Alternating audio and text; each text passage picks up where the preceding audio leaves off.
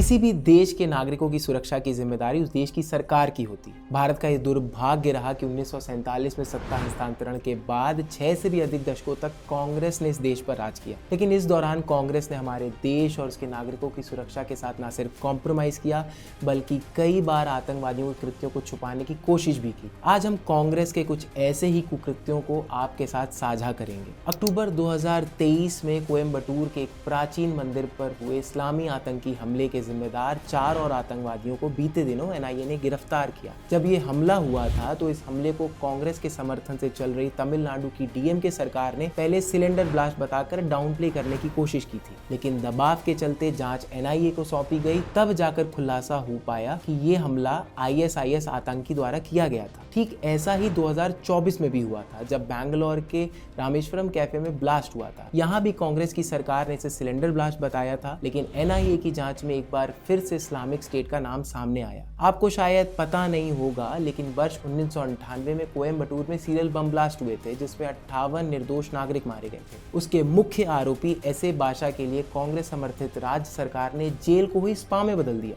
जहां उसकी खिदमत में 10 मसाज वाले 4 डॉक्टरों की फौज को लगा दिया। सुप्रीम कोर्ट ने ऐसे बादशाह और उसके साथियों की बेल प्ली तक रिजेक्ट कर दी थी, लेकिन 2024 में कांग्रेस समर्थित तमिलनाडु सरकार ने इन आतंकवादियों को न सिर्फ रिहा किया बल्कि बादशाह की मौत पर उसके जनाजे को आरएएफ और राज्य पुलिस की सुरक्षा दी। यहाँ मैं आपसे एक प्रश्न पूछना चाहूंगा, क्या कभी आपने कांग्रेस या उसके सहयोगी दलों को एक आम आदमी को ऐसी सुरक्षा मुहैया कराते हुए देखा है? पहलगाम आतंकी हमला जिसमें 26 हिंदुओं को उनका धर्म पूछकर मार दिया गया था, वहां भी कांग्रेस के वरिष्ठ नेताओं ने पाकिस्तान को क्लीन चिट दे दी। कांग्रेस ने पुलवामा हमले के लिए भी पीएम मोदी को जिम्मेदार ठहराया, जबकि पाकिस्तान के कैबिनेट मिनिस्टर फवाद चौधरी ने खुद सदन में पुलवामा को पाकिस्तान की एक बड़ी कामयाबी बताया था। 26/11 हमले को भी छुपाने के लिए कांग्रेस ने इसे आरएसएस की साजिश बताने की नाकाम कोशिश की थी। यही नहीं, कांग्रेस के वरिष्ठ नेता दिग्विजय सिंह 26/11 के मास्टरमाइंड हाफिज सईद को चीख लगाकर संबोधित करते हैं। आप लोगों को ये तस्वीर तो याद ही होगी, कैसे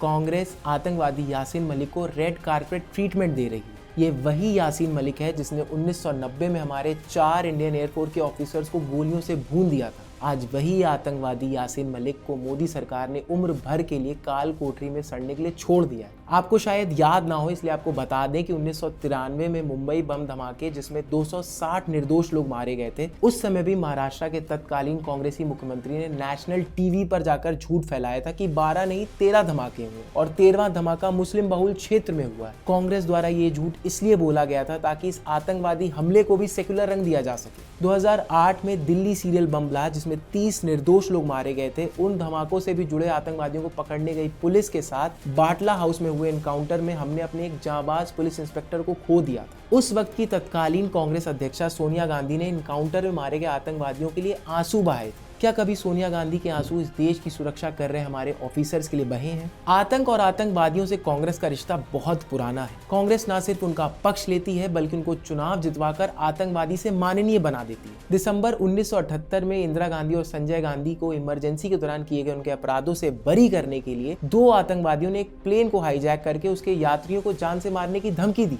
बाद में कांग्रेस ने दोनों आतंकवादियों को चुनाव जितवाकर उत्तर प्रदेश विधानसभा भेज दिया। 1987 में ग्लोबल टेररिस्ट और हिजबुल मुजाहिदीन के सरगना सैयद सलाउद्दीन को जम्मू कश्मीर से विधानसभा का टिकट भी कांग्रेस ने दिया था। 2024 के लोकसभा चुनावों में राहुल गांधी को वायनाड से मुस्लिम आतंकी संगठन पीएफआई का साथ मिला। पाकिस्तान के मिनिस्टर राहुल की शान में अक्सर सोशल मीडिया पर कसीदे लिखते रहते हैं।